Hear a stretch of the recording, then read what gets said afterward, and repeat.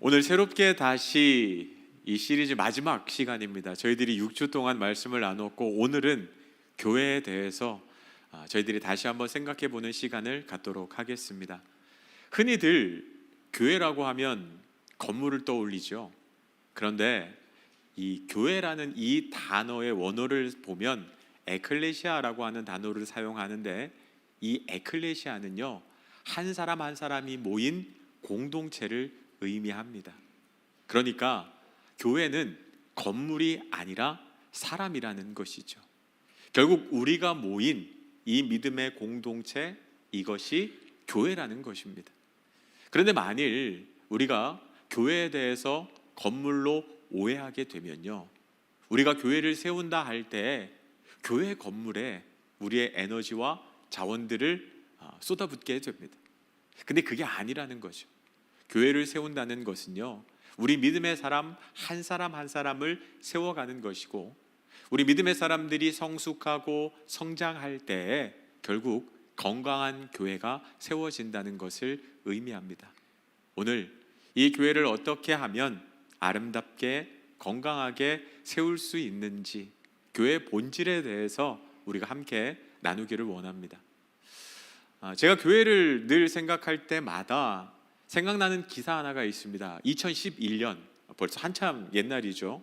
2011년 9월 위클리 비즈라고 하는 잡지에서 GM의 자동차 부회장이었던 밥 루츠라고 하는 분의 인터뷰 기사가 실린 적이 있습니다.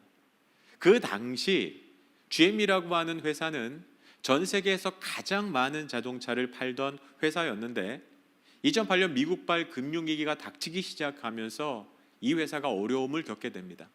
자동차 판매는 급감하게 되고 주식은 폭락하게 되어서 GM 자동차의 주식이 1달러였던 적이 있습니다. 미국 정부에서 엄청난 자원을 지원해 줬기 때문에 이 회사가 망하지 않을 수 있었지만, 모든 부분에 있어서 심각한 위기에 처해 있었습니다. 이 GM이라는 회사가 회사를 살리기 위해서 취한 가장 첫 번째 방법이 GM의 엔지니어, 기술사 출신이었던 밥 루츠를 부회장으로 모시면서 그에게 이 어려움을 타개하라는 임무를 주게 됩니다.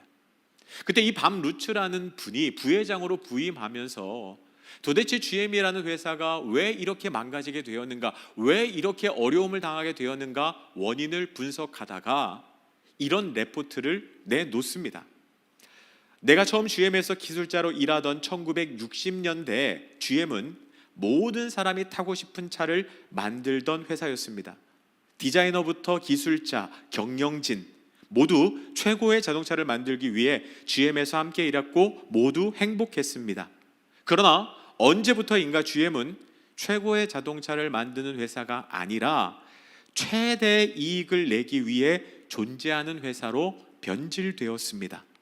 자동차의 디자인과 제품 개발, 부품 선택, 광고에 이르기까지 어떻게 하면 더 많은 돈을 벌 수 있는가에만 몰두했습니다. 돈을 더 많이 벌 수 있다면 자동차 디자인 변경하는 것쯤은, 카시트를 비롯해서 자동차 안전에 관련된 부품들을 한 단계 싼 것으로 구입하는 것쯤은 대수롭지 않게 여기는 회사가 되어버렸다는 것입니다. 그것이 GM의 문제였습니다. 저는 이 밥 루츠의 레포트가 우리에게 중요한 사실을 알려준다고 생각해요. 자동차 회사의 본질이 무엇인가?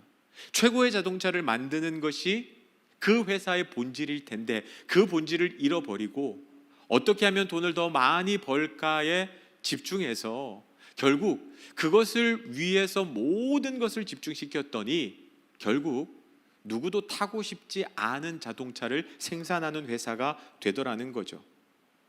밥 루츠는 회사를 살리기 위해서 직원들에게 교육을 시킵니다. 우리 회사의 본질은 최고의 자동차를 만드는 회사입니다. 누구라도 타고 싶은 자동차를 만드십시오. 그러면 이 어려움은 다 해결될 것이고 돈도 자연스럽게 따라오게 될 것입니다. 밥 루츠의 이 개혁은 성공했고요. GM이라고 하는 자동차 회사는 3년 만에 다시 전 세계 자동차 1위로 등극하게 됩니다. 이것이 우리에게 주는 메시지는요, 본질이 중요하다는 겁니다. 왜 이런 이야기를 드리는가? 교회도 마찬가지이기 때문에 그렇습니다. 많은 사람들이 한국교회 위기를 말하죠. 코로나 이후에 한국교회는 더 큰 어려움을 당하게 되었다라고 이야기를 합니다. 한국교회 미래보고라고 하는 책에 보면 이런 결과를 내놓습니다. 1990년도 한국교회는 성장의 정점을 찍었는데 2000년도에 들어서서 가파르게 쇠퇴하고 있다는 겁니다. 최근에는 우리나라 초대형 교회들조차 성장을 멈추기 시작했고, 이대로 가다가는 30년이 안 되어서 한국교회는 지금 교인의 절반 수준인 300에서 400만 정도만 남게 될 것이다. 그러면서 이런 이야기를 해요. 주일학교가 사라지고 있고 교회 안에 청년부가 사라지고 있다는 거예요. 주변에 있는 10개 교회를 살펴보면 교회 학교가 있는 교회가 1개, 2개밖에 되지 않고 청년부가 있는 교회는 그것보다도 더 적은 것이 지금 한국교회의 현실이라는 것이죠. 그러면서 이런 질문을 합니다. 왜 한국교회가 이처럼 심각한 위기를 처하게 되었는가? 한국갤럽에서 조사했던 설문조사를 토대로 그 책에서 이렇게 이야기합니다. 왜 불신자들이 교회에 대해서 이렇게 부정적인 인식을 갖게 되었는가? 그들은 왜 교회를 다니지 않는가? 그런 질문을 했더니 사람들이 이렇게 대답하더라는 거예요. 기독교가 기독교 본래의 가치를 상실했기 때문에 나는 교회를 다니지 않는다. 이런 대답도 있습니다. 교회가 참 진리를 추구하기보다는 교회 성장, 교세 확장에만 집중했기 때문에 교회 가기 싫다. 또 지나친 험금 강요 때문에 교회를 가기 싫다라고 대답한 응답자가 그 뒤를 이었다고 합니다. 여러분, 이것은 절망적인 보고이기도 하지만 또 한편으로는요, 그 속에서 희망이 있습니다. 왜냐하면 복음이 능력이 없기 때문에 그들이 교회를 떠난 것이 아니라는 겁니다. 그들이 교회를 싫어하게 된 이유가 예수 그리스도의 그 복음이 거짓이기 때문에, 능력이 없기 때문이 아니라는 거예요. 여전히 복음은 능력이고, 복음은 생명을 살리는 힘이 있고, 복음은 하나님의 역사가 시작되는 능력이 있는데 그들이 왜 교회를 나오지 않는가? 교회가 교회답지 못하기 때문에, 그리스도인이 그리스도인답게 살지 못하기 때문에 그들이 교회에 나오기 싫고 교회를 떠나간다는 것입니다. 여러분, 불신자들은 하나님에 대해서 알지 못해요. 그러나 우리에 대해서는 알아요. 그들은 하나님의 말씀에 대해서는 알지 못합니다. 그러나 우리에 대해서는 알아요. 결국 우리가 하나님을 드러내는, 세상에 드러내는 편지라는 사실요. 그들은 우리를 통해서 하나님을 어렴풋이 이해가고 믿음으로 산다는 것이 어떤 것인지 짐작해요. 근데 만일 우리의 모습이 실망스럽다면요, 밖으로 보여지는 그리스도인의 모습이 형편없다면 그들은 교회를 나오고 싶지 않게 된다는 것입니다. 결국 우리가 오늘 고민해야 되는 것은요, 그렇다면 교회가 교회다워야 하는데 교회답다는 것이 무엇인지, 교회의 본질이 무엇인지에 대해서 살펴보고 그 교회의 본질을 회복하고 교회됨을 회복하는 시간을 가져야 한다는 것입니다. 여러분, 교회의 본질이 뭘까요? 이런 질문을 드리면 머뭇거리실 겁니다. 왜냐하면 교회는 교회지 뭐 교회다움, 교회의 본질에 대해서 우리가 이렇게 생각해 보는 것이 쉽지 않기 때문입니다. 그런데 이런 이야기가 있습니다. 만일 길을 잃었다면 처음 왔던 그 길로 다시 돌아가라. 등산을 하다가 길을 잃었어요. 그러면 새로운 길을 찾기 위해서 애쓰지 말고 그냥 왔던 길로 돌아가라는 거예요. 처음 그 자리로. 그것이 가장 빠르다는 겁니다. 교회도 마찬가지입니다. 어떤 교회가 건강한 교회일까? 어떤 교회가 하나님이 기뻐하시는 교회일까? 우리는 많이 고민하죠. 그때 왔던 길로 돌아가라는 거예요. 처음 교회가 시작되었던 그 자리요. 초대교회의 모습이 사도행전 2장 오늘 우리가 읽었던 말씀에 나와 있습니다. 우리는 사도행전 2장 42절부터 47절 말씀을 통해서 교회의 본질이 무엇인지, 교회 다움이 무엇인지 함께 살펴보기를 원합니다. 그렇다면 초대교회는 어떤 교회였는가? 오늘 말씀 42절과 43절을 보면 초대교회는 먼저 예배하는 공동체였다는 것을 우리가 알 수 있습니다. 42절, 43절 같이 한번 읽어보도록 하겠습니다. 그들이 사도의 가르침을 받아 서로 교제하고 떡을 떼며 오로지 기도하기를 힘쓰니라. 사람마다 두려워하는데 사도들로 말미암아 기사와 표적이 많이 나타나니. 성령 충만을 경험했던 초대교회가 제일 먼저 했던 게 무엇입니까? 사도들의 가르침을 받아 말씀을 배웠다는 것입니다. 서로 교제하고, 영적인 교제요, 우리로 이야기하면 목장 모임을 했다는 걸 의미합니다. 떡을 뗐다는 이야기는 성찬을 나누었다는 이야기고, 기도하기를 힘썼다라고 그렇게 되어 있어요. 우리가 교회에서 하는 일과 비슷해요. 말씀 듣고, 영적인 교제하고, 기도하고, 하나님을 찬양하기 시작했다는 겁니다. 이게 교회의 첫 번째 본질이고요, 그 어떤 것보다 우선해야 하는 교회의 본질이라는 사실을 여러분 기억하시기를 바랍니다. 그럴 때 어떤 역사가 일어납니까? 오늘 43절 말씀에 보면 그들이 예배하는 공동체로 온전히 섰을 때 사도들로 말미암아 기사와 표적이 많이 나타났다라고 그렇게 되어 있어요. 기사와 표적이 많이 나타났다. 우리 삶의 문제들이 해결되어지고 하나님의 도우심을 경험하게 되고 내 영혼이 회복되어지고 힘을 얻고 내 모든 상황을 바꾸신 하나님의 역사가 성도들의 삶에 다양하게 나타났다는 겁니다. 이게 교회의 첫 번째 본질이에요. 교회는 예배하는 공동체입니다. 예배를 통해서 하나님을 만나는 인격적인 체험이 있어야 됩니다. 하나님의 임재를 경험해야 돼요. 근데 이렇게 이야기하면, 목사님 그러면 예배를 온전히 세우기 위해서 제가 할 일이 뭘까요? 라고 질문하는 분들이 계실지 모르겠습니다. 왜냐하면 예배는 목회자들이 준비하는 거니까. 설교나 예배나 그런 것들 다 목사님이 준비하는 거 아닙니까? 그러니까 목사님이 잘 준비하면 되지요, 그렇게 생각하는 분들이 있을지 몰라요. 그러나 예배는 다 함께 세워가는 겁니다. 먼저 여러분 안에 예배에 대한 기대가 있으셔야 됩니다. 영적인 갈망이 있어야 되고 하나님의 은혜에 대한 사모함이 있어야 합니다. 말씀을 선포하는 것으로 그치는 것이 아니라 그 말씀을 받았을 때 내 삶의 말씀대로 살기로 결단하는 믿음의 결단이 있어야 되고요, 한 마음으로 하나님을 찬양하고 함께 기도하는 그 깊은 열정이 우리 가운데 있을 때 우리 예배가 온전히 세워질 수 있다는 거예요. 제가 창원 만나교회 목회를 시작하면서 최우선 가치로 생각하는 것도 예배입니다. 저는 목회를 배우면서 예배의 목숨을 걸어야 한다라고 수도 없이 들어왔거든요. 그래서 어떻게든 최선을 다해서 예배를 준비하려고 애씁니다. 설교를 준비하는 것도, 예배 순서도, 광고도 어떻게 하면 이 모든 것이 하나님이 기뻐하는 예배가 될 수 있을까? 여러분, 예배가 살아야 우리의 영이 살 수 있잖아요. 그래서 저도 노력하지만 여러분도 함께 노력해야 된다는 겁니다.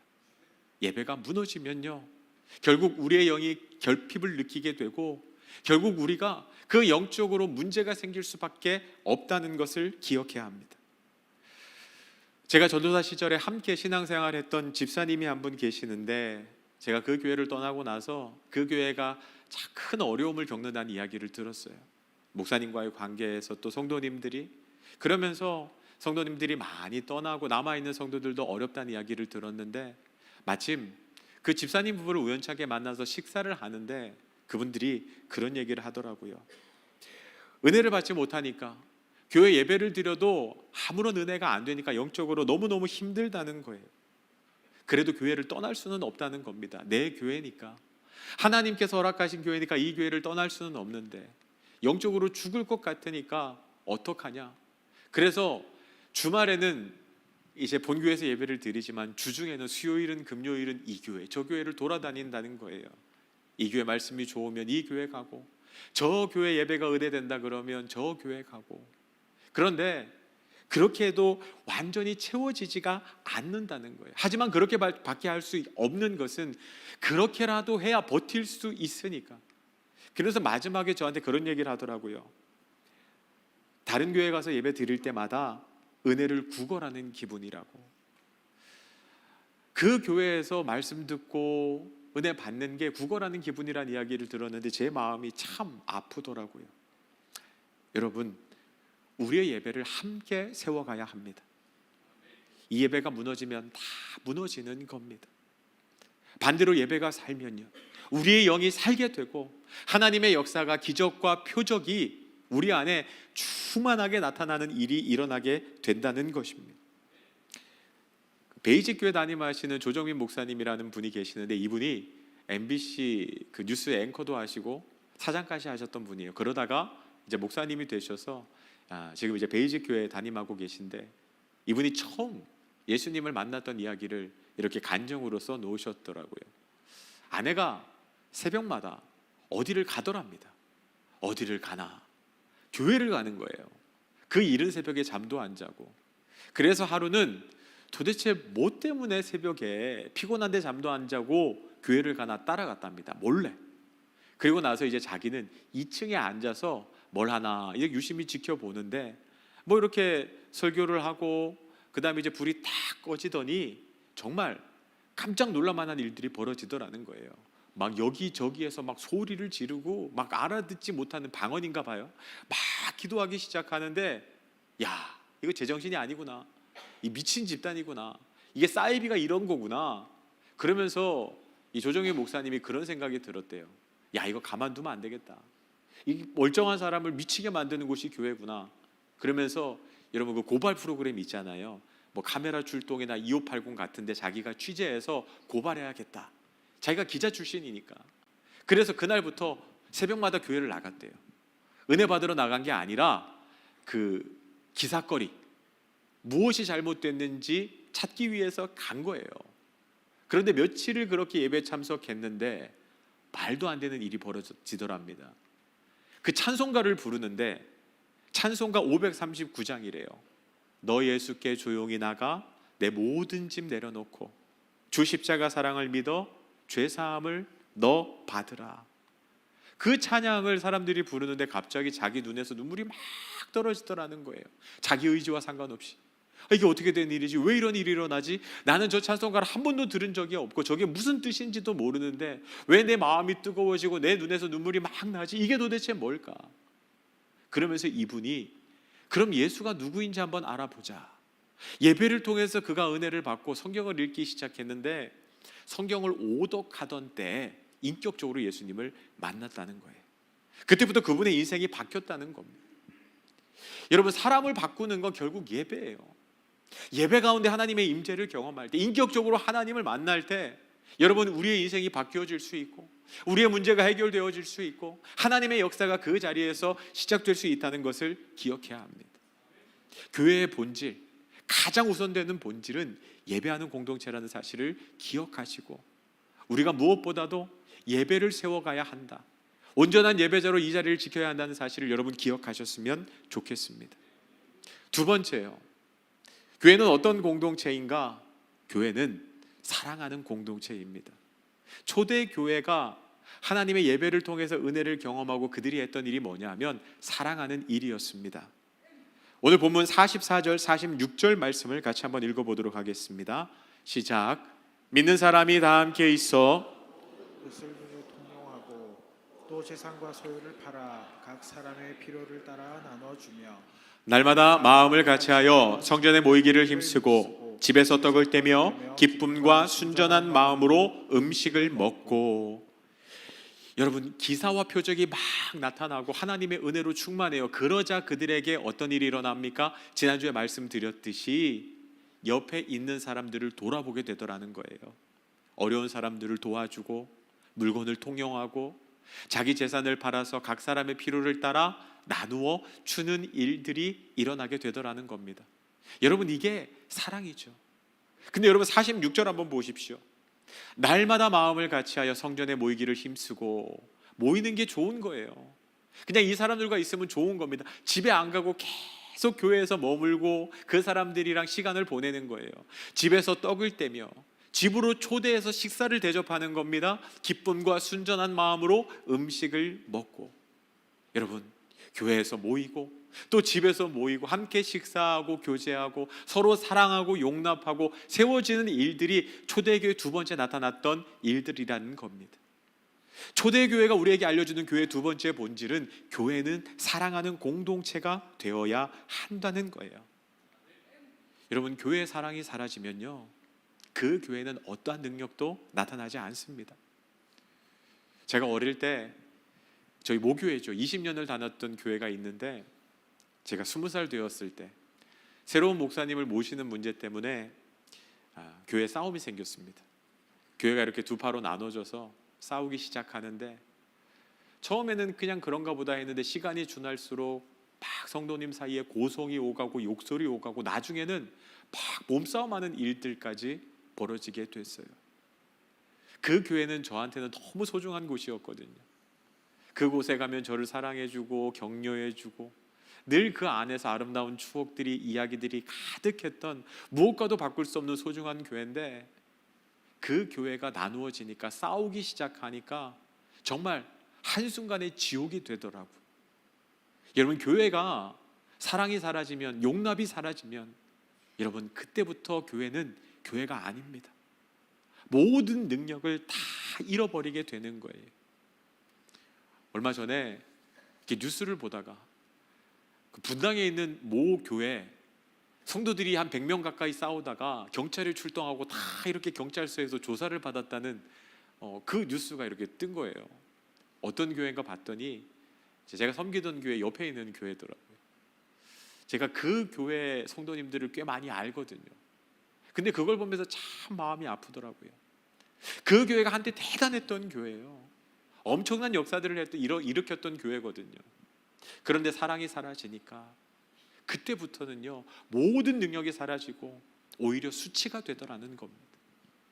여러분, 우리가 신앙생활을 하면서 무엇보다 지켜야 하는 것이요, 서로 사랑하는 것입니다. 서로 용납해 주는 겁니다. 그러면서 교회의 하나됨을 이루어가는 거예요. 그것보다 중요한 거 없어요. 만일 이 안에서 나누어주고 싸우는 순간 교회는 교회다움을 잃어버린다는 사실을 기억하시기를 바랍니다. 오늘도 교회에서 여러분들 많은 사람을 만날 겁니다. 그 만나는 사람마다 여러분 사랑해주고 용납해주기를 바랍니다. 나와 생각이 다르다고, 나와 다른 의견을 가지고 있다고 당신이 틀렸다 정죄하는 것이 아니라, 그 사람이 맞을 수도 있음을, 그 사람이 얼마나 귀한지 여러분이 인정해주고 경외해 주시기를 부탁드립니다. 세 번째요, 교회는 선교하는 공동체라는 사실을 여러분 기억하시기를 바랍니다. 여러분, 초대교회에 놀라운 부흥의 역사가 일어나죠. 베드로가 복음을 전할 때 한 번에 5,000명, 3,000명이 회개하고 돌아와요. 초대교회가 얼마 되지 않아서 2만 명가량이 모이는 그 신앙 공동체가 되었다고 이야기를 합니다. 그들은 고향으로 돌아가지 않았어요. 왜냐하면 여기가 너무 좋으니까. 여러분, 기사와 표적이 나타나요. 성령 충만하고 은혜 충만해요. 교회 공동체 가면 좋은 사람들, 사랑하는 사람들과 너무나도 행복한 거예요. 그러니까 지방에서 올라왔는데도 불구하고 돌아가지 않는 거예요. 예루살렘 그 교회, 그 안에만, 여기가 좋사오니 머물러 있는 거예요. 그래서 하나님께서 어떻게 하십니까? 박해를 주세요. 스데반의 순교 이후에 교회에 박해가 시작됩니다. 성경학자들은 그렇게 이야기해요. 그들이 해야 하는 것은 땅끝까지 가서 복음을 전하는 것인데, 모든 민족을 제자로 삼아야 되는데 자기의 사명을 잊어버리고 여기가 좋사오니 예루살렘 교회 안에, 초대교회 안에만 머물려고 하니까 하나님께서 박해를 허락하신 거라고. 그 박해로 인해서 어떻게 됩니까? 그들이 3, 4, 5 흩어지기 시작해요. 고향으로 돌아갑니다. 자기 일터로 돌아갑니다. 그런데 여러분, 그들이 돌아간 자리마다 교회가 세워지는 거예요. 안디옥의 교회가 세워지고요, 소아시아의 교회가 세워지고, 심지어는 유럽의 교회들이 세워지기 시작해요. 여러분, 이 이야기를 통해서 우리가 깨달아야 하는 것이 무엇입니까? 교회는 선교하는 공동체가 되어야 한다는 거예요. 제가 만나교회 처음 이렇게 사역을 하러 갔을 때요, 교회 앞에 문구 2개가 써 있더라고요. 한쪽에는 뭐라고 써 있냐 하면, 오라 내가 너희를 쉬게 하리라. 옆에는 어떤 문구가 써 있냐면, 가라 내가 너희와 함께하리라 라고 하는 이 말씀이 쓰여져 있었어요. 여러분, 교회는요, 은혜를 받기 위해서 모이는 곳입니다. 그러나 여러분, 모이는 이유를 알아야 돼요. 우리가 모이는 이유는 흩어지기 위함이에요. 여러분, 여기에서 은혜 받고 여기가 좋사오니 여기에서 모으면 안 돼요. 여러분이 이제 은혜를 받았으면 세상으로 나아가야죠. 가정으로 나아가고 일터로 나아가고 여러분 삶의 자리로 나아가셔야 돼요. 그리고 그것을 거룩하게 바꾸는, 변화시키는 사명을 감당하셔야 돼요. 그게 교회예요. 교회에 왜 모입니까? 흩어지기 위해서 모인다는 사실을 기억해야 돼요. 모이는 것으로 끝나면 교회는 능력을 잃어버립니다. 교회의 사명은 거기에서 끝나는 것이 아니기 때문에 그래요. 여러분, 목사님, 제가 가정에 돌아가서 일터에 돌아가서 복음을 전하고 싶어도, 그곳을 변화시키고 싶어도 제가 그럴 능력이 없어요. 내 아내는, 내 남편은 너무 완고해서 그 마음을 바꾸는 것이 내 힘으로는 불가능해요. 우리 직장에 다 안 믿는 사람 천지인데 거기서 믿음의 사람으로 살아가는 것 쉽지 않습니다, 목사님. 여러분, 그래서 예수님께서 무슨 약속을 하십니까? 세상 끝날까지 내가 너희와 항상 함께 하리라. 주님께서 함께 하신다고 하신 그 약속을 여러분 기억하시라는 겁니다. 여러분, 복음을 직접적으로 전하지 않아도 내가 믿음의 사람답게 하나님의 말씀대로 살아내려고 애쓰기만 해도 그곳이 아름답게 변화된다는 사실을 기억하시기를 바랍니다. 우리가 빛과 소금이라고 말씀하세요. 어두운 세상에 우리가 가면 밝아져야 돼요. 맛을 잃은 세상 가운데 우리가 갔을 때 그곳이 맛을 되찾고 더 이상 썩지 않도록 그곳을 아름답게 바꾸는 사명이 바로 교회의 사명이라는 사실을 여러분 기억하시기를 바랍니다. 제가 신학교 다닐 때 교수님이 이런 질문을 한 적이 있어요. 몇 명이 모이는 교회가 가장 좋은 교회일까요? 여러분, 우리 창원 만나교회가 몇 명 정도 모이면 좋겠습니까? 이상적인 인원, 성도수, 대개 교인이 300명 정도 되면 좋을 것 같다고 말하는 분들이 많습니다. 왜냐하면 목사님들이 교인 하나하나 다 알고 또 가족 같은 공동체를 이룰 수 있기 때문에 그렇게 이제 이야기하는 분들이 있어요. 그때 교수님 질문했을 때 한 300명 정도가 가장 좋은 교회가 아닐까요? 이야기하는 학생들이 있었습니다. 근데 또 어떤 학생들은요, 작은 것이 아름답죠. 작은 교회가 귀합니다. 그 실개천이 모여서 강이 흘러지잖아요. 그러니까 한국 교회의 힘은 작은 교회에 있다. 작은 교회가 귀하다, 아름답다 이야기하는 분도 있었고요. 또 어떤 분은 무조건 교회는 부흥하고 성장해야 합니다. 큰 교회가 좋은 교회입니다. 이렇게 이야기하는 분이 있었어요. 그때 교수님이 그런 얘기 하더라고요. 여러분이 생각하는 그 좋다는 것이 여러분 입장에서, 우리 입장에서 좋은 것인지 아니면 하나님 입장에서 좋은 것인지 생각할 필요가 있습니다. 그러면서 그런 얘기를 해주셨어요. 주방에 가면 다양한 그릇들이 있다는 거예요.